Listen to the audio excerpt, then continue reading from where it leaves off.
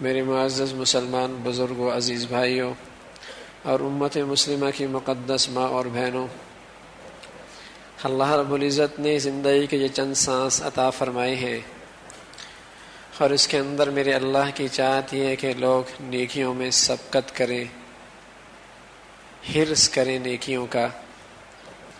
رسول کریم صلی اللہ علیہ وسلم نے ایک موقع پہ فرمایا، لوگوں جو تمہیں نفع دینے والی ہے اس چیز کی حرص کرو، اور وستعین باللہ، اللہ سے مدد مانگو، ولا تعجز، عاجز مت آؤ۔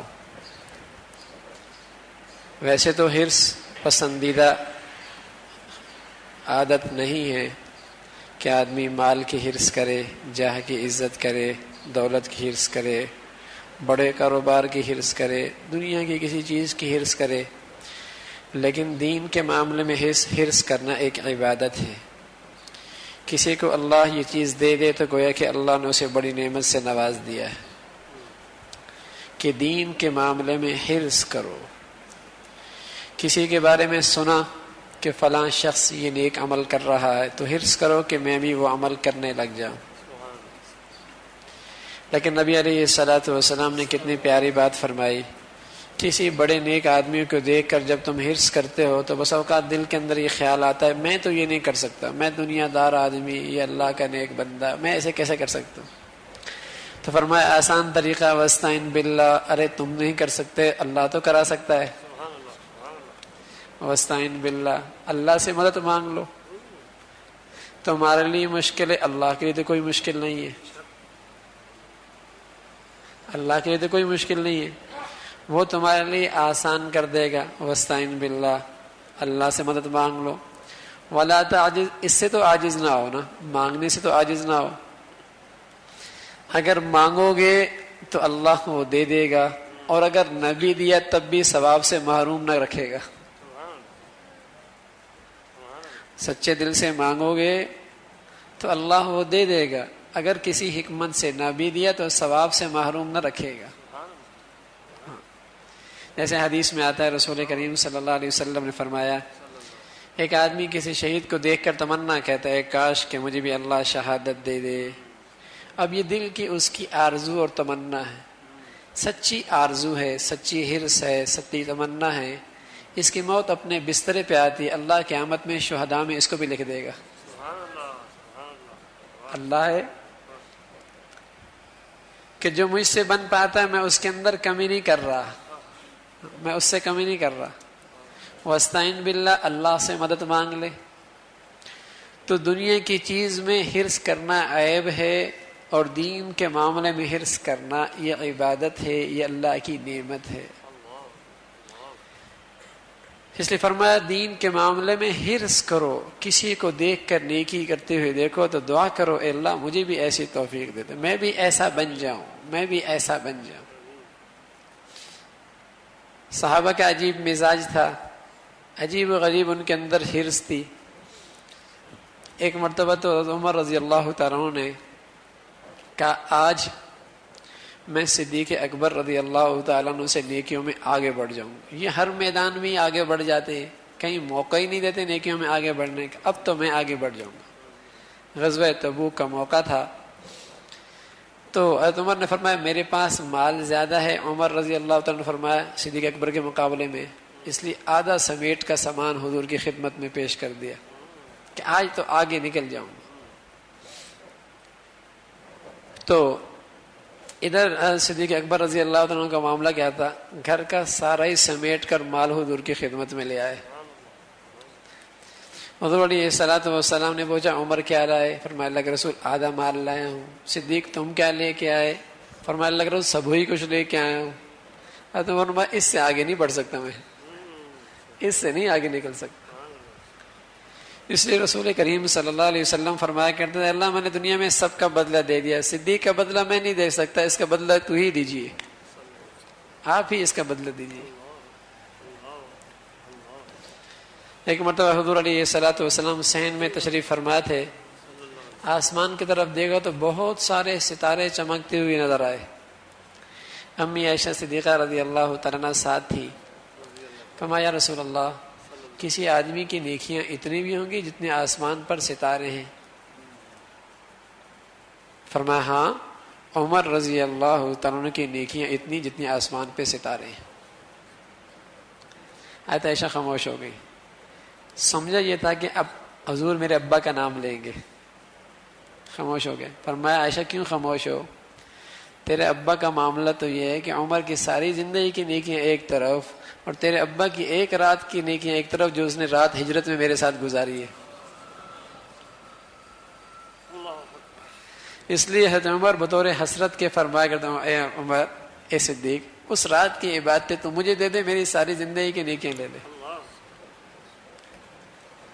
تو وہاں بھی حرص تھی، یہ اس تھی۔ حضور علیہ الصلوۃ والسلام کے پاس کچھ فقراء صحابہ آئے، غریب صحابہ آئے کہ اللہ کے رسول یہ مالدار کے تو مزے ہیں۔ حرص دیکھی، ہم بھی مالداروں کو دیکھ کے دیکھتے نا، اس کے پاس گاڑی ہو تو میرے پاس بھی گاڑی ہو، اس کے پاس کوٹھی ہو تو میرے پاس بھی کوٹھی ہو، اس کے پاس دولت ہے تو میرے پاس بھی دولت۔ یہ خوب اللہ کو ناراض کر رہا ہے اسراف کر کے، کاش کہ میرے پاس بھی ہوتا تو میں بھی یوں ہی اللہ کو ناراض کرتا۔ ایسی تمنا کی جاتی ہیں، یہ حسرتیں بھی دلوں کے اندر اٹھتی ہیں۔ جیسے یہ اللہ کی نافرمانی کر رہا اپنے دولت کے بل بوتے پر، مجھے بھی ملتی میں بھی یوں ہی کرتا، یہ بھی تمنا بھی ہوتی ہے۔ لیکن سبحان اللہ، جنہیں اللہ نے دل کی آنکھیں دی تھیں وہ حضور علیہ الصلوۃ والسلام کے پاس آئے، کہا یا رسول اللہ یہ مالدار صاحبوں کے تو مزے ہیں، دنیا بھی سمیٹ کے لے گئے، آخرت بھی سمیٹ کے لے گئے۔ اس لیے کہ بہت ساری نیکیاں ہم کوشش کرنے کے باوجود بھی ان جیسے نہیں کر سکتے، اس لیے کہ ان کے پاس مال ہے، صدقات دیتے ہیں، زکوٰۃ دیتے ہیں، غریبوں کی مدد کرتے ہیں، دین کے کاموں میں خرچ کرتے ہیں، غلاموں کو آزاد کرتے ہیں، ہم نہیں کر پاتے، یہ ہم سے آگے نکل گئے۔ حرص دیکھیے، تو وہاں حرص اس چیز کی تھی کہ یہ آگے کیوں بڑھ رہے نیکیوں میں۔ احرص علی ما ینفعک، ارے اس چیز کی حرص کر جو تجھے کل نفع دے گی، کسی طریقے سے یہ چیز میرے اندر بھی آ جائے۔ یہ سچی حسرت کی بھی اللہ کے یہاں بڑی قدر و قیمت ہے، قسم خدا کی۔ ایک واقعہ لکھا علماء نے عبداللہ بن مبارک رحمۃ اللہ علیہ کا، جب دنیا سے آپ رخصت ہوئے تو ایک شخص کے خواب میں آیا، عبداللہ بن مبارک سے پوچھا کہ اللہ نے تمہارے ساتھ کیا معاملہ کیا؟ کہ اللہ نے بہت خیر کا معاملہ کیا، لیکن میرے گھر کے سامنے ایک لوہار رہا کرتا تھا، اس کا معاملہ تو مجھ سے بھی عجیب ہے۔ وہ شخص صبح صبح اٹھ کر عبداللہ بن مبارک رحمۃ اللہ علیہ کے محلے میں تشریف لے گیا اور پڑوس سے معلوم کہ کون شخص ہے جس کا عنقریب انتقال ہوا ہے۔ پتہ چلا کہ فلاں شخص لوہار کا کام کرتا تھا، لوہا کوٹا کرتا تھا دن بھر، اس شخص کا بھی انتقال ہوا۔ گھر میں خبر لی اور پوچھا کہ کون سا ایسا عمل ہے آپ کے گھر کا اس شخص کا جس کا انتقال ہوا ہے، کہ اللہ رب العزت نے اسے یہ بلند مقام نصیب فرمایا۔ اس کی بیوی نے کہا اور تو کوئی خاص عمل نہیں ہے میرے میاں میں، دو باتیں میرے میاں کے اندر بڑی عجیب تھی۔ ایک تو یہ کہ جب وہ لوہا کوٹ رہا ہوتا اور وہ اپنا ہتھوڑا اپنے کندھے تک لے جا چکا ہوتا، عین اس وقت اللہ کی آواز بلند ہوتی اللہ اکبر، تو اس کے دل کے اندر اللہ کی عظمت کا اس قدر لحاظ تھا کہ اللہ اکبر کانوں میں پڑنے کے بعد اب یہ تھوڑا کندھے کے پیچھے تو جا سکتا ہے، لیکن وہ اب لوہے پہ نہیں مارتا کہ اللہ نے بلا لیا۔ اللہ اکبر ہوتی ہی اللہ کی طرف چل پڑتا۔ اور دوسرا اس کا یہ عمل تھا کہ ہمارے گھر کے سامنے ایک بزرگ رہا کرتے تھے عبداللہ بن مبارک رحمۃ اللہ علیہ، اور رات کو اللہ کی عبادت کرتے تھے اور یوں لگتا تھا جیسے کہ کوئی لکڑی گاڑ دی ہو، اس انداز میں ان کے طویل قیام ہوا کرتے تھے، اللہ کلام پڑھتے تھے رات بھر مزے لے کر۔ تو میرا میاں ٹھنڈی آہیں بھرا کرتا تھا کہ کاش کہ میرے بھی کوئی رزق کا معاملہ سہولت والا ہوتا اور میں بھی عبداللہ بن مبارک جیسا ایسا ہی اعمال کرتا۔ تو شخص سمجھ گیا کہ ہاں یہ حسرت نایاب ہی نے اس کو آخرت میں قابل رشک بنا دیا۔ یہی وہ عمل ہے کہ اندر حرص تو ہے نا، سچی حسرت تو ہے کہ اللہ یہ چیز مجھے بھی نصیب کر دیتا کہ میں بھی ایسا بن لیتا۔ تو نیکیوں میں حرص مطلوب ہے، نیکیوں میں حرص مطلوب ہے، حسرت مطلوب ہے۔ اور رسول کریم صلی اللہ علیہ وسلم نے کتنا پیارا نسخہ دے دیا، فصل اللہ وستعین باللہ، اللہ سے مدد مانگ. میاں کسی کو دیکھ رہا ہے تہجد پڑھتے ہوئے، الحمدللہ اس کا معمول ہے، مجھے یہ ہے کہ میں تو رات کو دیر سے سوتا ہوں، تہجد نہیں پڑھ سکتا، لیکن اگر یہ حسرت سچی ہے تو اللہ سے مانگنا شروع کر دے، اے اللہ مجھے بھی تہجد کی توفیق دے دے. اپنی طرف سے تدبیر کر لے، اور اگر پھر بھی نہیں اٹھتا تو انشاءاللہ تہجد کا ثواب مل جائے گا. مانگ رہا ہے، کوشش کر رہا ہے، پھر بھی نہیں اٹھ رہا، ثواب مل جائے گا. تو اللہ سے مانگنے سے تو عاجز نہ رہے نا کہ اے اللہ فلاں آدمی اتنا بڑی نیکی کر رہا، فلاں تیرا اتنا مقبول بندہ ہے، میں بھی ایسا مقبول بندہ بن جاؤں. یہ تو مانگ سکتے ہیں. فاسأل اللہ. جیسے آج دنیا والوں کو دیکھ کر ہم مانگتے ہیں میرے کو بھی یہ مل جائے، یہ بھی مل جائے، یہ بھی مل جائے، یہ بھی مل جائے. ہر کوئی دعا ہماری خالی نہیں ہوتی ان چیزوں سے دنیا مانگنے میں. تو کبھی اللہ سے یہ بھی مانگ لیا کریں، اے اللہ جو تیرے پیارے ہیں ان پیارے بندوں کے اعمال بھی ہمیں بھی نصیب فرما دے، ہمیں بھی اس کی توفیق دے دے. اس کی حرص کرے، احرص علی ما ینفع. اور دعاؤں سے عاجز نہ رہیں، دعا ضرور کریں. اسی کو اللہ فرمایا فاستبقوا الخیرات، سبقت کرو ایک دوسرے سے، آگے بڑھو ایک دوسرے سے. یہ ہے مقابلہ کرنے کی جگہ. فَلْيَتَنَافَسِ الْمُتَنَافِسُونَ، یہ ہے جس کے اندر ایک دوسرے سے سبقت کرے. یہ میدان ہے سبقت کرنے کا، اس کے اندر کوشش کی جائے کہ میں آگے بڑھ جاؤں. اور دوسری بات رسول کریم صلی اللہ علیہ وسلم نے فرمائی وَإِنْ أَصَابَكَ شَيْءٌ فَلَا تَقُلْ لو انی فعلت لکان کذا و کذا. اگر کوئی کام، کوئی مصیبت، کوئی آزمائش، کوئی تکلیف، کوئی درد تجھے پہنچ جائے تو یہ مت کہا کر کہ اگر ایسا ہو جاتا تو یہ مصیبت مجھے نہ پہنچتی، ایسا ہو جاتا تو یہ مصیبت مجھے نہ پہنچتی.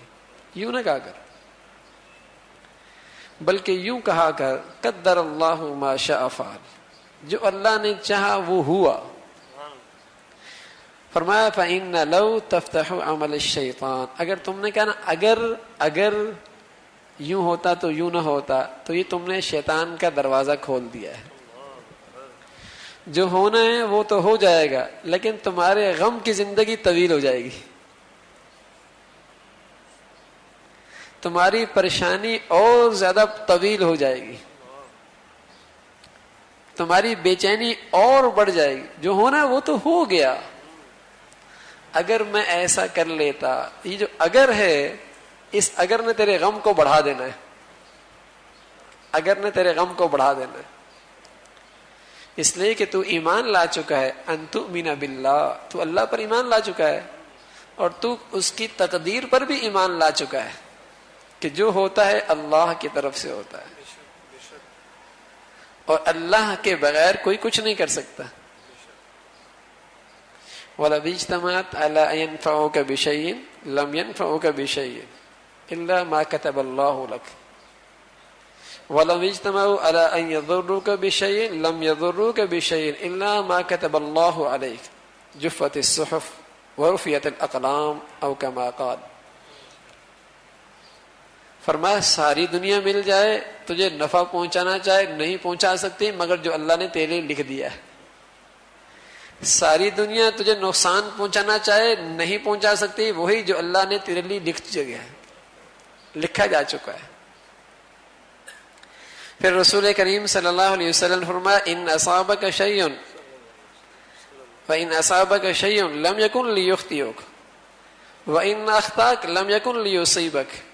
اگر کوئی چیز تجھے پہنچی ہے تو اس نے تجھ سے چوکنا نہیں تھا، وہ پہنچنی تھی، اور جو تجھ سے چوک گئی اس نے تجھے ملنا نہیں تھا. کچھ بھی کر لیتا، کچھ بھی کر لیتا، اس نے نہیں ملنا تھا. یہ ہے تقدیر پر ایمان. اور یہ ایسا پیارا نسخہ ہے کہ غموں کے زمانے کو مختصر کر دیتی ہے. ایک ہے فطرتی غم، صدمہ، وہ ہونا چاہیے، وہ ہوتا ہے، وہ تقدیر پر ایمان کے منافی نہیں ہے. اس کی مثال ایسی ہے کہ جیسے ایک آدمی آپریشن کرواتا ہے تو وہ روتا بھی ہے, آنکھوں سے آنسو بھی آ جاتے ہیں, اس کی تکلیف بھی محسوس کرتا ہے, درد بھی محسوس کرتا ہے, لیکن آپریشن کے بعد اسے پیسے بھی دیتا ہے, فیس بھی دیتا ہے, اس کے احسان کا شکریہ بھی ادا کرتا ہے. یہ دو چیزیں کیا ہیں؟ اسی طرح کوئی تکلیف آ جائے تو صدمہ ہوتا ہے, لیکن مومن کے دل کے اندر یہ بات بھی ہوتی ہے کہ میرا اللہ ہے, جو اس نے میرے لیے طے کیا وہ میرے لیے بہتر تھا, اس لیے اندر سے راضی بھی ہوتا ہے. غم بھی ہوتا ہے, لیکن وہ غم پریشانی کا درجہ نہیں پاتا, وہ پریشان نہیں کرتا. جیسے تکلیف ہے, کٹ رہا ہے جسم, لیکن یہ تکلیف اسے پریشان نہیں کرتی کہ غم میں ہمیشہ کے لیے تکلیف ہی میں رہے, بے چین ہی رہے, ایسا نہیں ہوتا. تو صدمہ ہوتا ہے, درد ہوتا ہے, آنکھوں سے آنسو بھی بہہ پڑتے ہیں اس تکلیف پر, لیکن دل سے اللہ کے فیصلے پہ ناراضگی کا اظہار نہیں کرتا, شکوے اور شکایت نہیں کرتا. یوں نہیں کہتا اگر میں یوں کر لیتا تو یوں ہو جاتا, یہ نہیں کرتا مومن, بلکہ یہ کہتا ہے قدر اللہ ما شاء, جو اللہ نے چاہا وہ ہوا, اور میں ایک گندا حقیر بندہ, میں کیا جان سکتا ہوں کہ میرے حق میں کیا بہتر ہے کیا بہتر نہیں ہے. وہ اللہ حکیم اور علیم ہے, وہ میرے حق میں مجھ سے زیادہ بہتر جانتا ہے. تو حضور علیہ الصلوۃ والسلام فرما رہے کہ دیکھو جو اللہ رب العزت نے تمہاری زندگی میں کرنا ہے, جب وہ کر لیا تو پھر یہ نہ کرو اگر میں یوں کرتا تو. یہ فرق ہے مومن اور مسلمان میں, کافر اور مسلمان میں, کہ دونوں کا مریض ڈاکٹر کے پاس جائیں, ایک مر جائے, دونوں کے مریض مر جائیں, تو مسلمان کیا کہتا ہے, کسی بھی ڈاکٹر کے پاس اب میں لے کے جاتا تو اس کی زندگی کے دن پورے تھے. کافر کہتا ہے نہیں, اگر فلاں ڈاکٹر کے پاس چلا جاتا تو یوں ہو جاتا. اب یہ اگر جو آیا نا, اس کی زندگی نے بے چینی کا زمانہ اور بڑھا دیا, چوری ہو گئی. اگر میں یوں کر لیتا تو یوں نہ ہوتا, اس اگر نے اس کے غم کو اور بڑھا دیا, پریشانی کو اور بڑھا دیا. اور ایک یہ تھا کہ میں کچھ بھی کر لیتا, یہ اس نے ہونا تھا. لیکن یہ یاد رکھیں, تقدیر پر ایمان کا مطلب یہ ہرگز نہیں کہ تدبیر نہ کی جائے, یہ فرق ہے. تقدیر کا مطلب لوگ سمجھتے ہیں کہ عمل ہی نہ کریں, تدبیر ہی نہ کریں, نہ ایسا نہیں ہے. ایک مرتبہ حضرت عمر رضی اللہ تعالیٰ عنہ شام تشریف لے کے جا رہے تھے, تو سفر میں آپ کو اطلاع ملی کہ شام کے اندر طاعون کی بیماری پھیلی ہوئی ہے. اور حضرت عبدالرحمن بن عوف رضی اللہ تعالیٰ عنہ نے آپ کو بتایا کہ حضور علیہ الصلوۃ والسلام کا ارشاد ہے کہ جہاں طاعون پھیلے وہاں نہ جاؤ, اور جو وہاں موجود ہیں وہ وہاں سے بھاگے نہیں. تو حضرت عمر رضی اللہ تعالیٰ نے اپنا سفر ملتوی کر دیا. عبیدہ ابن جراح رضی اللہ تعالیٰ نے خط لکھا کہ عمر, آپ نے سفر اس لیے ملتوی کر دیا کہ یہاں طاعون ہے, انت تفر من قدر اللہ, تم اللہ کی تقدیر سے بھاگ رہے ہو, یوں کہا. حضرت عمر رضی اللہ تعالیٰ نے خط لکھا, ہاں نفر من قدر اللہ الی قدر اللہ, ہم اللہ کی تقدیر سے اللہ کی تقدیر کی طرف بھاگ رہے ہیں. اللہ کی تقدیر سے اللہ کی تقدیر کی طرف بھاگ رہے ہیں. سمجھایا کہ یہ مطلب نہیں کہ آپ تدبیر نہ کریں, تدبیر ضرور کریں, لیکن تدبیر کے بعد بھی اگر کام ویسا ہو جائے جو تمہارے منشا کے خلاف تھا تو سمجھو اللہ کے لیے اسی میں خیر تھی, اس پہ راضی ہو جاؤ. تدبیر ضرور کریں, یہ تدبیر ہے کہ آپ جان بوجھ کے وہاں گئے نہیں.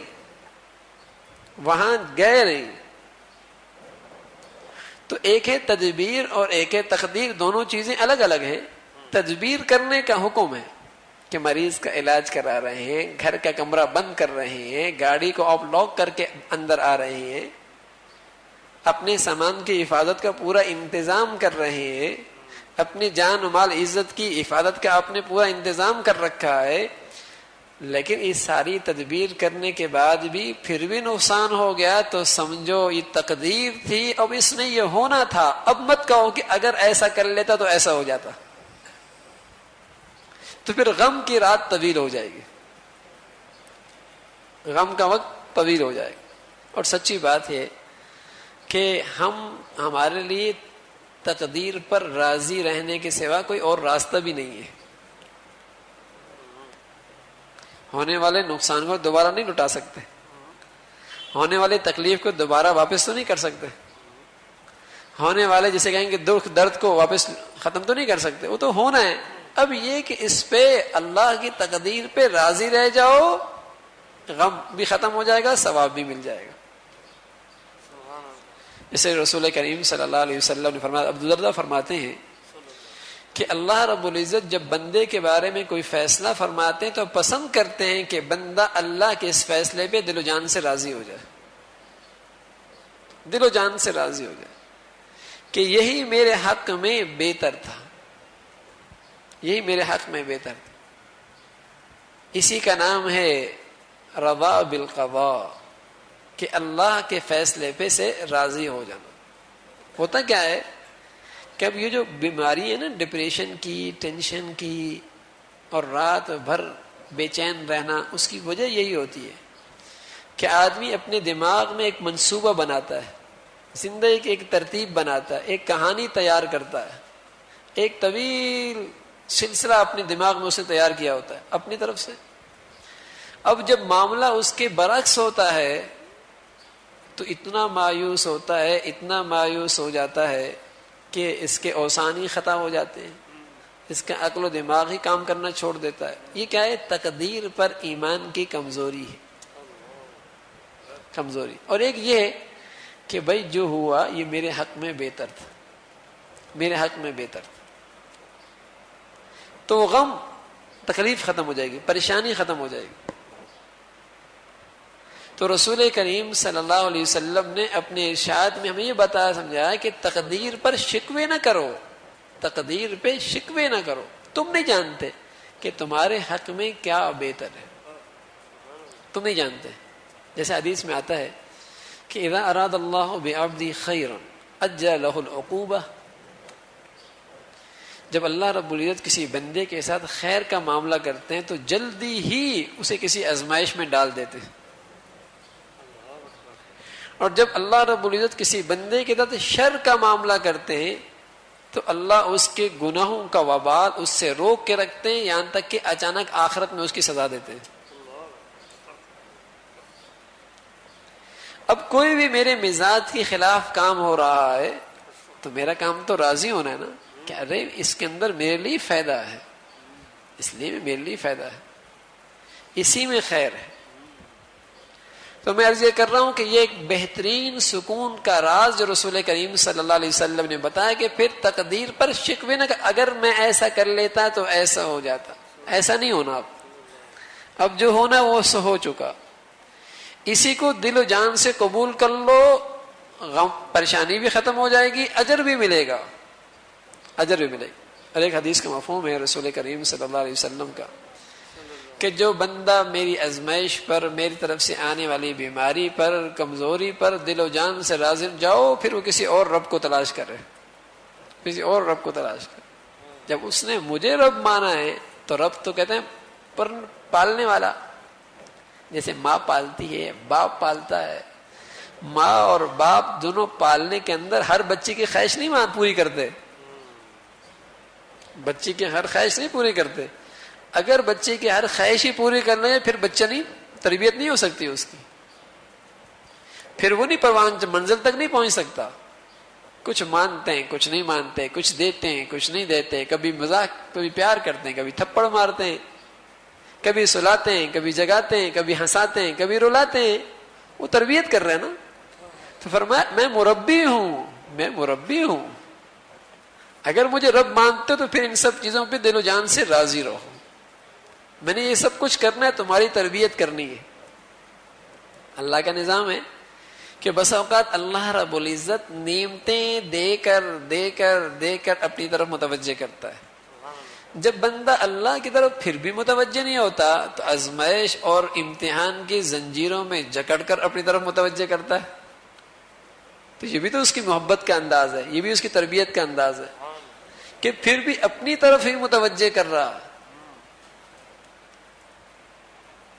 پہلے اس طریقے سے چاہا, پھر اس طریقے سے چاہا. تو وہ رب ہے, وہ رب ہے, وہ جس حال میں مجھے رکھے میرے لیے وہی حال ہی بہتر ہے. جتنا دے اتنا ہی میرے لیے بہتر ہے, جس طریقے سے دے اتنا ہی میرے لیے بہتر ہے, یہی میرے لیے بہتر ہے. اگر اس کے اندر راضی نہیں تو بے چینی میں اضافہ ہوگا, سوچتا ہی رہے گا بیچارہ. یہ لوگ سوچوں کے بیمار ہوتے ہیں نا, سوچتے ہی رہتے ہیں. وہ کیا ہے, وہ اللہ کی اس تقدیر پہ راضی نہیں ہوتے.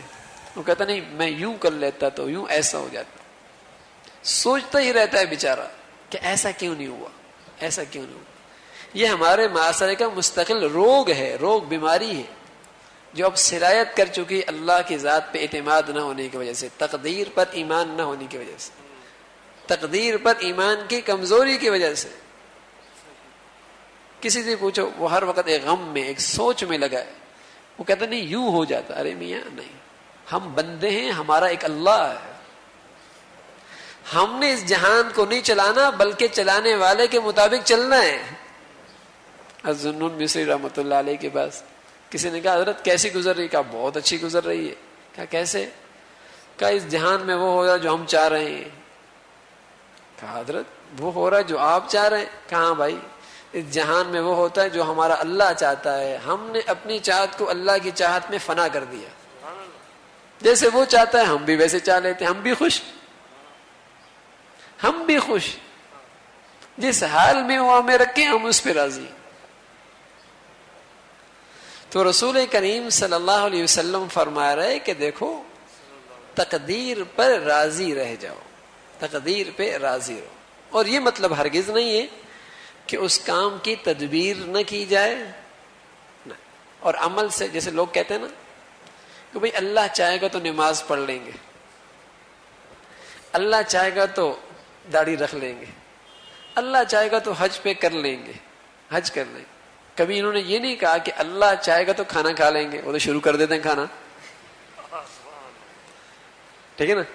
کبھی یہ نہیں کہتے کہ اللہ نے چاہا تو خود بخود مال باہر سے گھر پہ آ جائے گا, میں تو گھر میں ہی بیٹھا رہوں گا, دکان پہ آج نہیں جا رہا, اللہ نے چاہا تو رزق دے دیں گے. وہاں تو بڑی سمجھداری کا مظاہرہ کرتے ہیں. کہتے نہیں بھائی دکان تو کھولنی ہے نا, کھول کر پھر اللہ چاہے گا تو کسی کو بھیج دے گا, نہیں چاہے گا تو نہیں بھیجے گا. تو یہ مطلب نہیں ہے کہ عمل سے فارغ ہو جاؤ, نہیں, اللہ چاہے گا تدبیر کرو, مسجد کی طرف چلو. دیکھو مسجد پہنچ جاؤ گے, کوئی اور راستہ نہیں ملے گا انشاءاللہ, اللہ مسجد ہی میں پہنچائے گا. تدبیر شرط ہے, تدبیر کرو. تو تقدیر کا مطلب یہ ہرگز نہیں ہے کہ عمل نہیں کرنا, ہاتھوں پہ ہاتھ باندھ کے بیٹھ جانا, یہ مطلب نہیں ہے. تدبیر کر کے پھر اللہ کے فیصلے پہ راضی ہو جانا. حضرت علی رضی اللہ تعالیٰ عنہ, تو ایک شخص نے کہا کہ تقدیر کا کیا مطلب ہے؟ فرمایا ایک پاؤں کھڑا کرو, کر لیا. کہا میاں دوسرا بھی کر لو. کہا نہیں کر سکتا. کہا یہ مطلب ہے, ٹھیک ہے نا. اتنا اللہ نے ہمیں اختیار دیا ہے, اتنا اختیار اللہ نے اپنے پاس رکھا ہے کہ دونوں نہیں کر سکتے, دونوں پاؤں کھڑے نہیں کر سکتے. اس لیے جو اللہ نے ہمیں حکم دیا ہم اس میں کمی نہ کریں, اور پھر جو اللہ کرے تصرف کرے اس پہ دل و جان سے راضی ہو جائیں. اسی کا نام ہے یا ایھا النفس المطمئنہ. یہ ہے وہ بندے جب مرنے لگتے ہیں تو اللہ انہیں بشارت سناتا ہے کہ دیکھو تم دنیا میں ہر حال میں ہماری تقدیر پہ راضی رہے, آج ہم تم سے راضی اس لیے کہ تم ہم سے راضی تھے.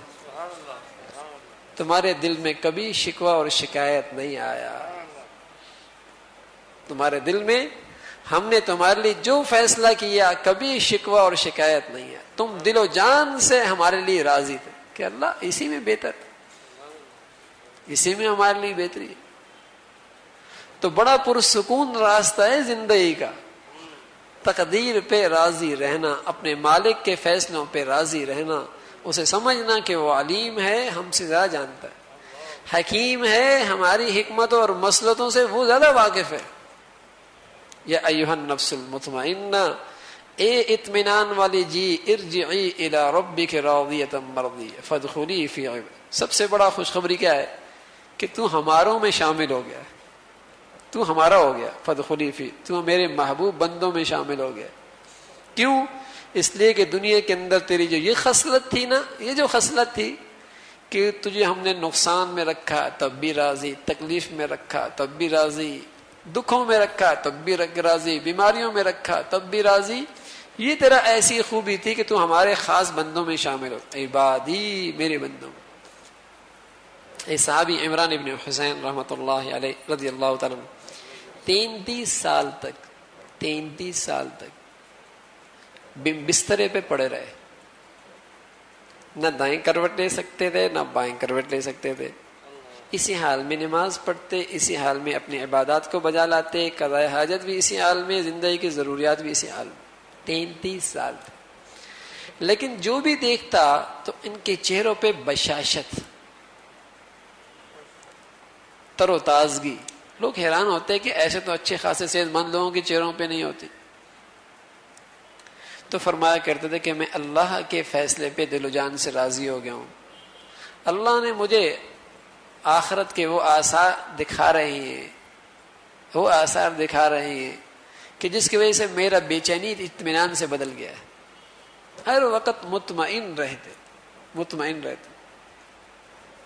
تو یہ چیز ہے، جب زندگی ہے، کوئی دنیا میں ایسا انسان نہیں ہے جو یہ کہ دنیا کے اندر میری ہر خواہش پوری ہو، ہر چاہت پوری ہو گئی ہو، ہر ضرورت پوری ہو گئی ہو، ہر کام میرے چاہت کے مطابق، کچھ ہوں گے کچھ نہیں ہوں، کبھی راحت کبھی کچھ، کبھی صحت کبھی بیماری، کبھی صحت کبھی ٹھیک کبھی تکلیف، کبھی راحت کبھی غم، یہ سب کچھ زندگی میں آئے گا، اور اللہ کے نیک بندوں پر بھی آتا ہے۔ بلکہ حضور علیہ الصلوۃ والسلام نے فرمایا اشد البلاء الانبیاء ثم الامثل فالامثل، او کما قال علیہ الصلوۃ والسلام، اللہ کے نیک بندے، سب سے بڑا طبقہ انبیاء کا، ان پر سب سے زیادہ اللہ کی آزمائش آتی ہے۔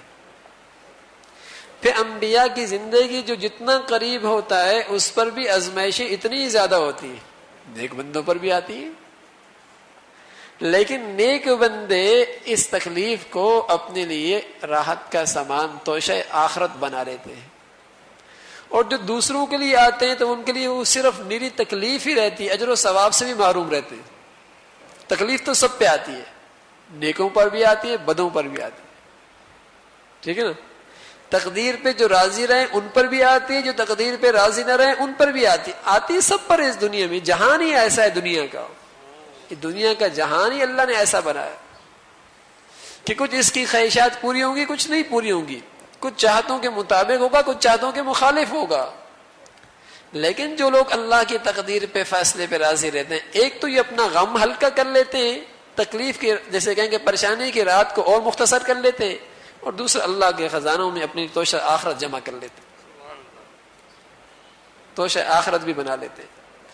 اور جو اس سے محروم ہوتے ہیں، دنیا کی تکلیف بھی اٹھائی، ثواب سے بھی محروم ہوئے، اور غم کا سلسلہ اور طویل ہو جاتا ہے، سوچتا ہی رہتا ہے ایسا ہو جاتا ہے، بیٹا سب دنیا سے چلا گیا۔ ایک تو یہ انا للہ و انا الیہ راجعون، ایک تو یہ انداز ہے انا للہ و انا الیہ راجعون، اے اللہ انا للہ، ہم تیرے ہیں، ہم تیرے بندے ہیں، تجھے پورا حق تھا کہ ہمارے اندر جیسے چاہتا تصرف کرتا، یہ بیٹے بھی تیرے، مال بھی تیرا، عزت بھی تیری، ہم بھی تیرے، جیسے تو چاہتا اس کے اندر تصرف کرنے کا تجھے پورا حق حاصل تھا، ہم تیرے۔ اور باقی وَإِنَّا إِلَيْهِ رَاجِعُونَ، تیرا وعدہ ہے کہ جو میری تقدیر پہ راضی رہتا ہے میں اسے بہت دیتا ہوں، ہم تیرے پاس آنے والے ہیں، اپنے صبر کا بدلہ لے لیں گے۔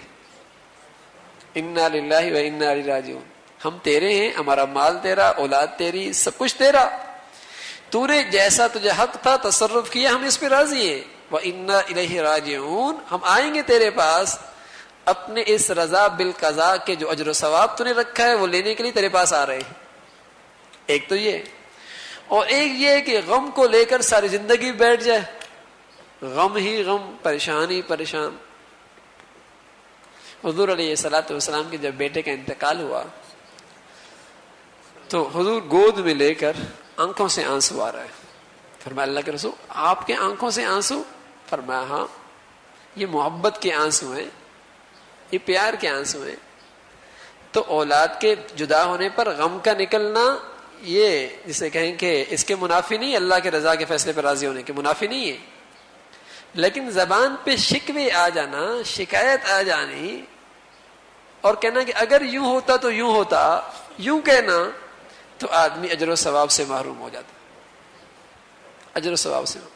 تو میرے دوستو، رسول کریم صلی اللہ علیہ وسلم نے اپنے ارشاد کے اندر دو باتیں سمجھائی ہیں۔ ایک بات تو یہ سمجھائی کہ دیکھو آخرت کے کاموں میں حرص کرو، آگے بڑھو ایک دوسرے سے، اور اگر تم نہیں بھی کر سکتے، بظاہر تمہارے حالات ایسے ہیں، تو کم سے کم اللہ سے مدد تو مانگو کہ اللہ تم مدد فرما، ہم بھی یہ نیکیاں کر لیں۔